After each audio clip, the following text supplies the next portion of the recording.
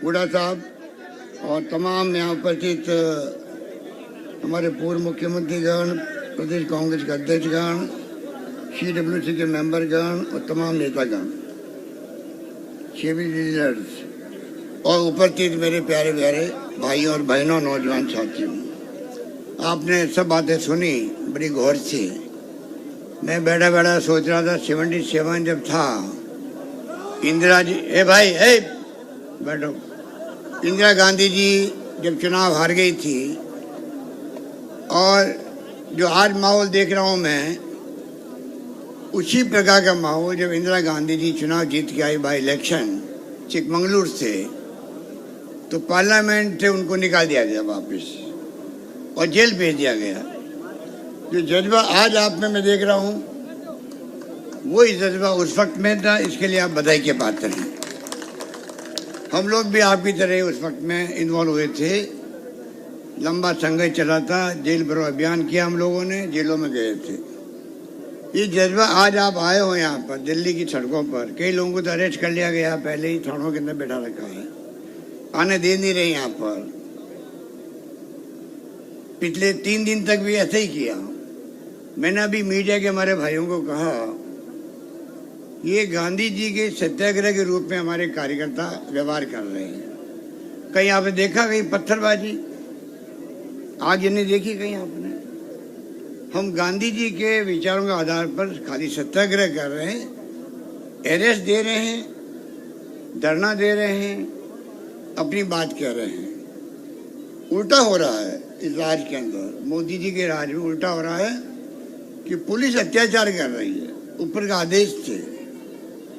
Police नहीं चाहती है कि हम कोई मिसबिहेव करें। ऐसा माहौल बना दिया गया है कि जो व्यवहार किया गया, और तो और हमारे यूथ कांग्रेस अध्यक्ष को घसीटा गया, महिला कांग्रेस अध्यक्ष को मिसबिहेव किया गया, क्या क्या नहीं किया गया। और तो और हमारा जो हेडक्वार्टर है, पवित्र हेडक्वार्टर चॉइस अकबर रोड, जिसकी पहचान पूरे देश के अंदर है, उसके अंदर पुलिस घुस गई दरवाजा तोड़ करके, मीडिया को ही पीट करके बाहर निकाला, हमारे कार्यकर्ताओं को पीट के बाहर निकाला। इतिहास में आज तक कभी नहीं होगा।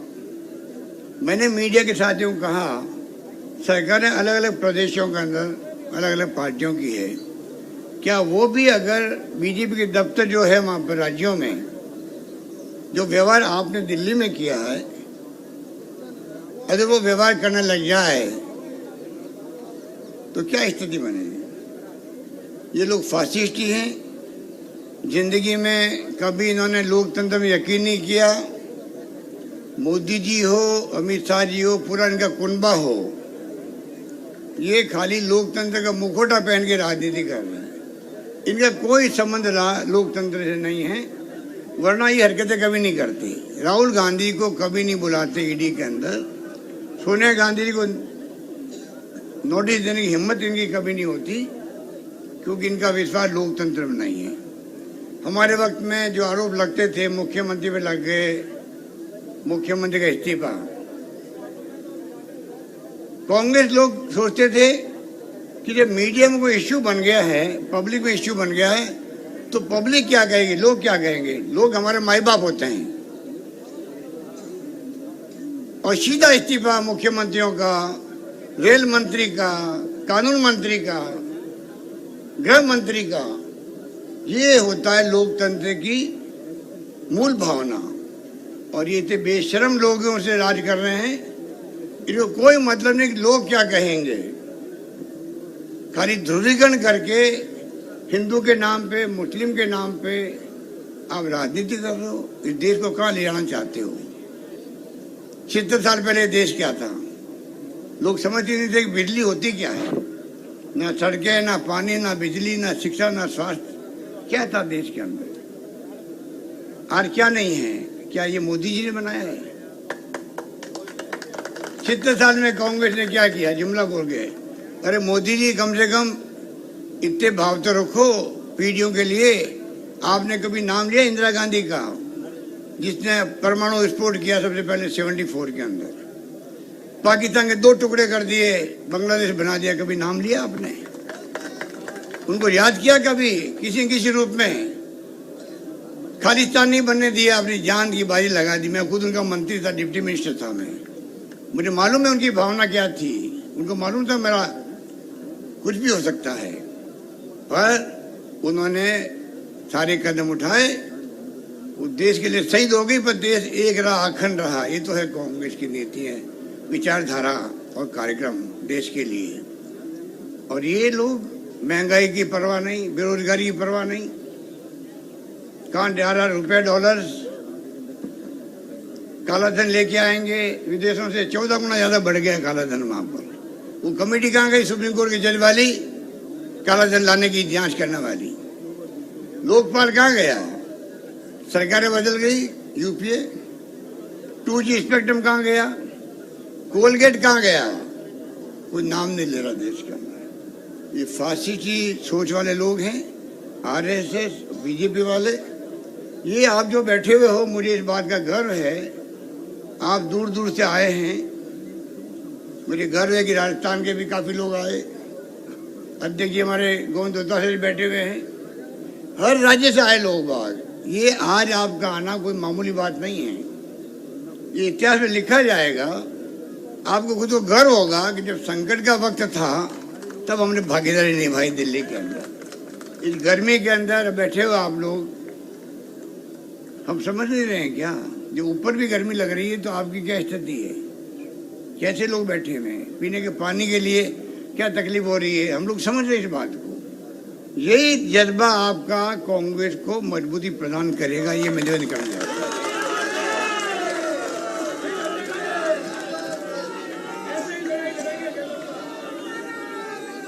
इस परिवार ने, आप सोचिए, इस परिवार ने सब कुछ दे दिया देश को।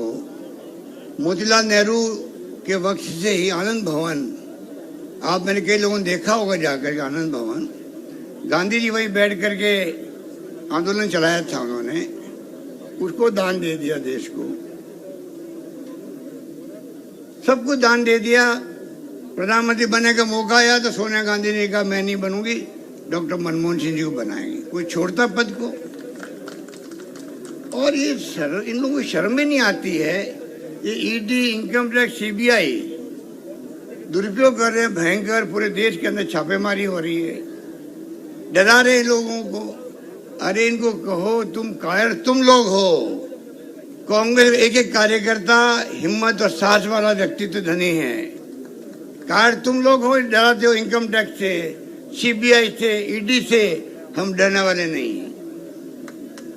जैसे उदयपुर डिक्लेरेशन होगा और जन जागरण अभियान की घोषणा की वेणुगोपाल जी ने, अजय माकन जी ने,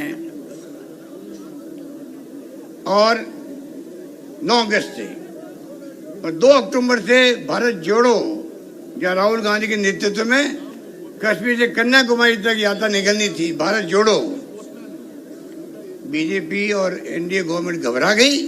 ये जो तमाशे हो रहे हैं आपको, राहुल गांधी के नोटिस, 4 दिन लगातार पूछताछ, सोनिया गांधी के नोटिस, कि सोनिया गांधी जी तो अभी भर्ती अस्पताल में, इनको शर्म भी नहीं आती है। अगर प्रधानमंत्री जी फोन कर देते सोनिया गांधी को तभी पूछने के लिए, तो उनका क्या बिगड़ता? आप तो उल्टा पूछने के बजाय उनको नोटिस दे रहे हो। आप ईडी में हाजिर होइए। आप शर्म आने की बात है। क्या जा रहा देश, कहाँ जा रहा है? इस देश में जो माहौल बन गया है, किसी को नहीं मालूम ये देश किस दिशा में जा रहा है, किस दिशा में जाएगा, किसी को नहीं मालूम। इतना भयंकर असंतोष है, हिंसा का माहौल है, तनाव का माहौल है। ये लोकतंत्र के लिए शुभ संकेत नहीं है। ये हमारी लड़ाई विचारधारा की है। कोई बीजेपी से या मोदी जी से, किसी से कोई व्यक्तिगत दुश्मनी नहीं है, हमारी दुश्मनी नहीं है। वो हमें दुश्मन मानते हैं। कांग्रेस मुक्त भारत बना देंगे। अरे आप लोगों के बाप दादा आ जाएंगे तो कांग्रेस मुक्त भारत नहीं बनने वाला है।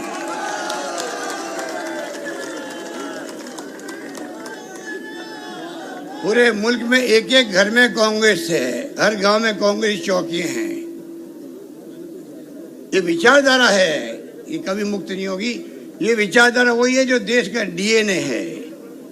हर धर्म, हिंदू, मुस्लिम, सिख, ईसाई, फारसी, जैन, अलग अलग भाषाएं वाले, तमिल, तेलुगु, मलयालम, पंजाबी, गुजराती, बंगाली, हम समझते हैं कि आपस के अंदर तभी मुल्क एक व अखंड रहा है, क्योंकि कांग्रेस की नीतियां, उसके कार्यक्रम, उसके सिद्धांत ये महात्मा गांधी के जमाने के, पंडित नेहरू के जमाने के, मौलाना अबुल कलाम आजाद के जमाने के, सरदार पटेल के जमाने के बने हुए हैं। अम्बेडकर का संविधान बना हुआ है। आज संविधान से देश चलता है, कानून से देश चलता है। ये उससे नहीं चलाना चाहते हैं, ये अपनी सोच से देश चलाना चाहते हैं, और सोच बड़ी खतरनाक है। ये तो झलकी है, आपको पता नहीं इनके दिमाग में क्या क्या है। अब ये जो अग्निपथ लेके आए हैं आरएसएस और बीजेपी, जो अभी आतंक मचाया हुआ है करप्शन के अंदर, आप कल्पना नहीं कर सकते। अगर आपके कोई रिलेटिव मिलने वाले नौकरी में हो, इनकम टैक्स में, ईडी में, सीबीआई में, कहीं पे पूछिए, 10 गुना ज्यादा करप्शन बढ़ गया देश के अंदर। लूट रहे हैं देश को ये लोग। इसे लोकपाल की बात नहीं करते हैं, काला धन की बात करनी छोड़ दी इन्होंने। कहां जा रहा मुल्क, जा रहा है। अरे लोकतंत्र में प्यार, मोहब्बत, भाईचारा होता है, कोई दुश्मनी थोड़ी होती है। पर आज जिस प्रकार का माहौल बनाया है बड़ा खतरनाक है। मैं ये उम्मीद करता हूँ आप जो आए हो, हर जिले में आंदोलन हुए देश के अंदर, राहुल गांधी जी के समर्थन के अंदर। कहीं हिंसा हुई है, कहीं आगजनी हुई है। आप बताइए, जिस प्रकार अग्निपथ के नाम से जो योजना इनकी बनी है, खतरनाक योजना बनी है, खतरनाक योजना बनी है। 25% को परमानेंट करेंगे, बाकी को घर भेज देंगे। हालात बड़े गंभीर है। नेशनल हेराल्ड चलाने के लिए हम लोगों ने कहा था सोनिया जी को, एक अखबार जो इतिहास में दर्ज है, जिसका नाम 1937 से शुरू हुआ, 42 से 45 तक अंग्रेजों ने रोक लगा दी, बैन कर दिया उस अखबार को। धीरे धीरे तमाम अखबार कमजोर हो गए हैं देश के अंदर। ये अखबार वाले तो अपने संवाददाताओं को, किसी को तो नौकरी से हटा रहे हैं, किसी की तनख्वाह कम कर रहे हैं। तो नहीं मालूम है कि स्थिति क्या देश के अंदर अखबारों की। अगर हम लोग सोचे नहीं, हमारा अखबार भी निकलना चाहिए, नेशनल हेराल्ड मजबूत होना चाहिए, वो कमजोर हो गया है, तनख्वाह देने के लिए पैसा नहीं है, और कानून के अंतर्गत कोई पॉलिटिकल पार्टी अपने अखबार को पैसा दे सकती है जो उसकी विचारधारा को आगे बढ़ाए। ऑब्जर्वर है, 5 जने हैं, 5 जने हैं, कौन पैसा उनको दे रहा है? हालांकि पैसे की कमी तो है नहीं, लूट रहे हैं पूरे मुल्क को। इलेक्शन बॉन्ड उनके खाते में 98%, डरा के धमका करके। ये जाएंगे चंदा मांगने किसी के इंडस्ट्रीज के यहाँ, पीयूष गोयल जी, तो पता है क्या कहेंगे? आपका नाम सेलेक्ट हो गया है, मतलब आप बहुत लक्की हो, प्रधानमंत्री ने आपका नाम किले करते चंदा लेने के लिए। वो कह गए लो चाय पियो, क्या करना, बताओ क्या करना, कि 25 देना पड़ेगा आपको। 25 वो लाख वाला नहीं, करोड़ वाला। आगे वाला कह रहा है, देखो अभी स्थिति खराब है, कोरोना है, ये है वो है, तो 15 दे पाऊंगे। नहीं फिर छोड़ो, मतलब धमकी। ये देश का तरीका है चंदा लेना इन लोगों का। कांग्रेस बिना साधनों की लड़ाई लड़ रही है, कांग्रेस बिना साधनों की लड़ाई लड़ रही है, और ये लोग लूट रहे हैं देश को। पूरे देश में अपने ऑफिसर बना दिए इन्होंने, जमीन ले ले करके। 332 जगह बन चुके हैं, बाकी जगह बन रहे हैं। 5 सितारा होटल वाले ऑफिस बन रहे हैं इनके। पैसा कहाँ से पूछने वाला कोई है? पीएम केयर फंड, आप बताइए, 76 साल तक सीएम रिलीफ फंड और पीएम रिलीफ फंड होता है, जिसका ऑडिट होता है। एक नया फंड क्रिएट कर दिया, जिसका ना ऑडिट होता है ना कोई पूछताछ हो सकती। 4 ट्रस्टी बन गए उनके। ये कहाँ का न्याय है? ना जुडिशरी कुछ कर पा रही है बॉन्ड को लेके, पीएम केयर फंड को लेके पेगासिस जासूसी कर रहा है, उसको लेके जुडिशरी दबाव के अंदर है इनके। हालात बड़े गंभीर है भाइयों और बहनों, इसलिए हमें दिमाग में रखो। हमने कहा सोनिया गांधी जी को, आप अखबार वापस मजबूत करो, और मजबूत करने के लिए आगे बढ़े। इनको तकलीफ हुई, आते ही इन्होंने मुकदमा दर्ज करवा दिया, जमानत करवाने नौबत आ गई सोनिया जी को, राहुल जी को। केस चल रहा है कोर्ट के अंदर। अब आपने नया ईडी का काम शुरू कर दिया।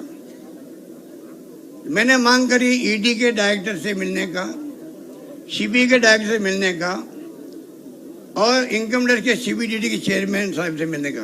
मैंने कहा मैं मिलना चाहता हूं, मुख्यमंत्री के रूप में भी, एक नागरिक के रूप में भी। और देश में क्या हालात है, आपके बारे में क्या लोगों की सोच है, कितनी आपकी क्रेडिबिलिटी नीचे आ चुकी है। आपके नीचे के लोग कहते हैं ना हमारी मजबूरी है कि हम आपके घर पे छापा डाल रहे हैं, यहाँ कोई दम नहीं, मैं मालूम कुछ नहीं मिलेगा, ऊपर से आदेश है। मैंने कहा मैं आपको आगे बताना चाहता हूँ मेरी भावना। फटाफट टेलीफोन आए मिलने के लिए।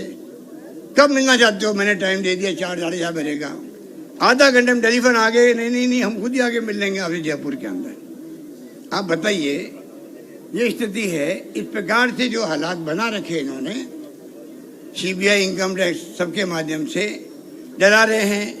मैंने टाइम मांगा 13 तारीख को, 15 को मेरे भाई के ऊपर मुकदमा दर्ज कर दिया नया सीबीआई का। कोई बात नहीं, वेलकम, स्वागत है आपका, आपको अधिकार है, आप पदों में बैठे हुए हैं। 13 को मैं टाइम मांगा, 15 को मुकदमा दर्ज हो गया और 17 को छापा ही पड़ गया अचानक।